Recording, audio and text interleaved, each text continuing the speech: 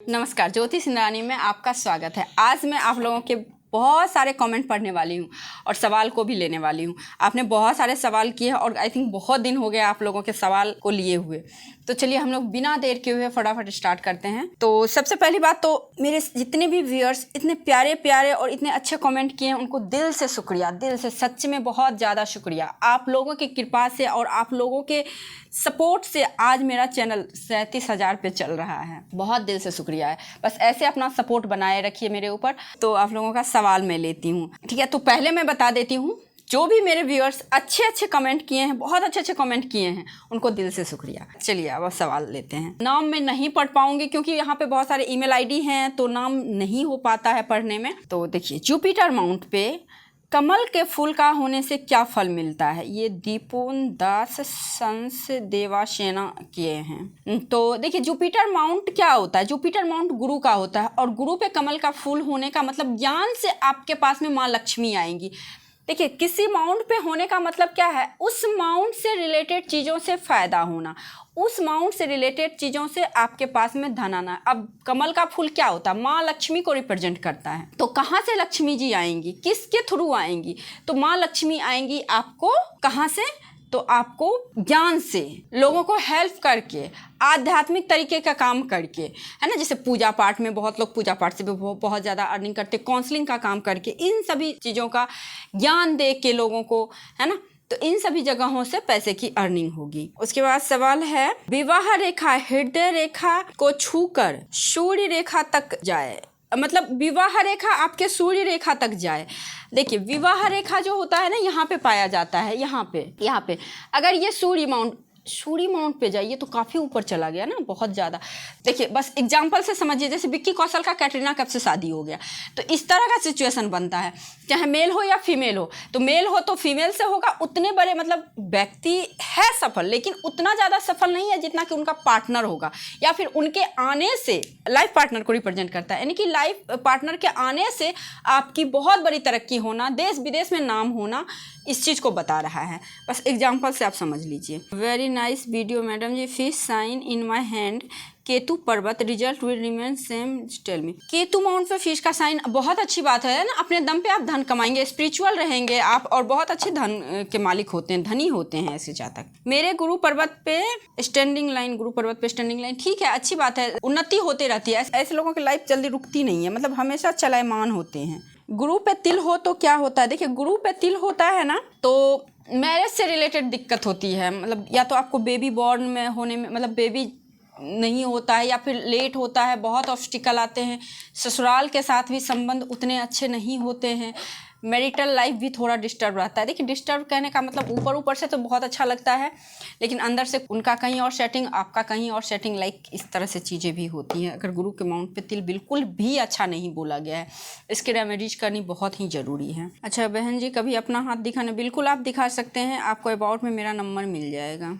गुरु पर्वत उन्नत है लेकिन काला तिल है, वही सेम चीज़। अगर गुरु पर्वत उन्नत है, काला तिल है, थोड़ा नीचे मस्तिष्क रेखा थोड़ा ऊपर, तो दिक्कत है सर, आपको रेमेडीज करनी पड़ेगी इससे रिलेटेड। तो गुरु पर्वत पे तिल बिल्कुल भी शुभ नहीं बोला गया है ना। मैरिटल लाइफ के लिए, बेबी के लिए, फाइनेंशियली लॉस को भी दिखाता है। मैम, मेरे राइट हैंड में टेम्पल का निशान है, साफ साफ दिख रहा है, जिसको कि गुंबज अंगूठे की तरफ करी है और लाइफ लाइन से लगाई हुई है। ऐसे साइन का क्या मतलब हो सकता है? प्लीज़ मुझे अगली वीडियो में समझाइए। देखिए, आप जो है ना आध्यात्मिक रहिए। एक दूसरी चीज़, आध्यात्मिक चीज़ों से सफलता या फिर पैसे की अर्निंग ज्ञान को दिखाता है।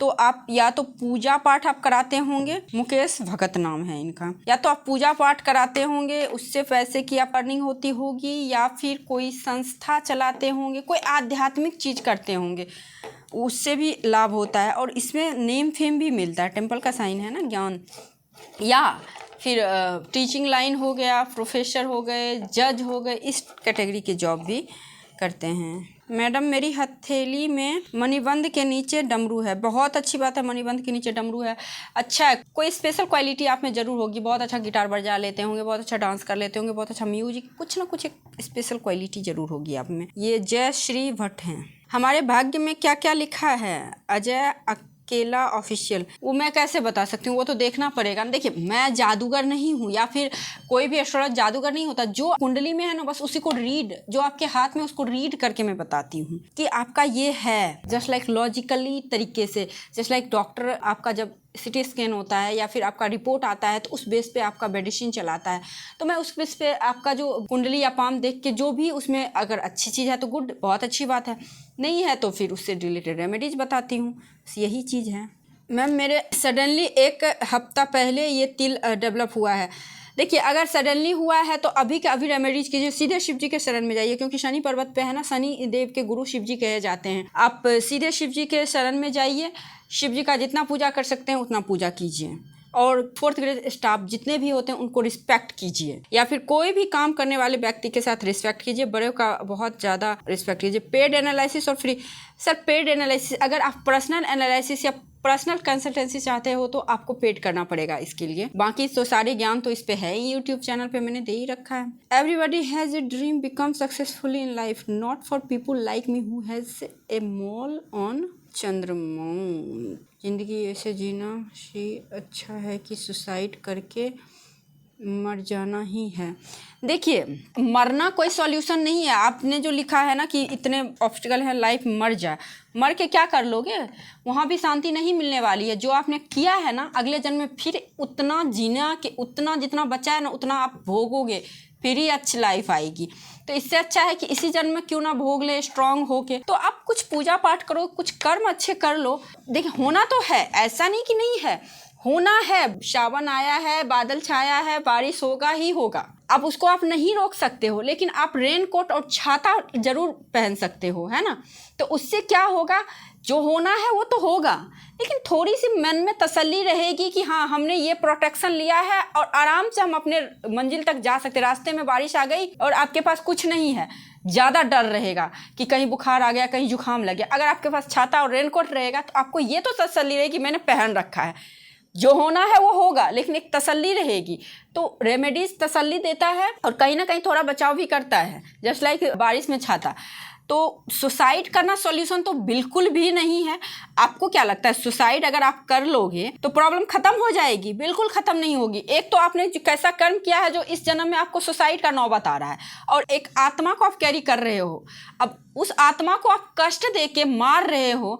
अब कैसा घटिया कर्म आपने किया है जो अगले जन्म में कितना खराब आपको फल मिलेगा, आप सोचिए। तो सुसाइड या किसी भी गलत चीज़ का परिणाम गलत होता है, ये सॉल्यूशन नहीं है।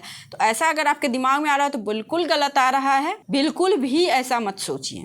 मंगल पर एक हाथ में ध्वजा दूसरे हाथ में शंख का फल बहुत अद्भुत होता है। मंगल पे होने का मतलब ही है कि आपके पास में लग्जरियस फ्लैट, बहुत अच्छे अच्छे फ्लैट होते हैं, घर की कोई कमी नहीं होती, प्रॉपर्टी ज़मीन जायदाद की कमी नहीं होती, बहुत ही साहसी पराक्रमी होते हैं ऐसे जातक, और हमेशा हेल्पिंग नेचर होता है, थोड़ा जल्दबाज होते हैं। मेरे ब्रेन लाइन के बिल्कुल नज़दीक स्ट्रॉन्ग लाइन, ब्रेन लाइन को काट के ऊपर दिल की लाइन के काट के निकलते। बहुत अच्छी बात है, मतलब आपके स्ट्रांगली लाइन जो कि आपके मस्तिष्क रेखा से होते हुए आपके हार्ट लाइन को होते हुए माउंट पे जा रही है। बेस्ट कॉम्बिनेशन है, बहुत अच्छा है। तो रहने देते हैं आज के लिए, बस इतना ही। सवाल तो बहुत हैं, तो ठीक है, तो आज के लिए बस इतना ही रहने देते हैं। बस ऐसे ही आप लोग कमेंट करते रहिए, अपने सवाल को पूछते रहिए।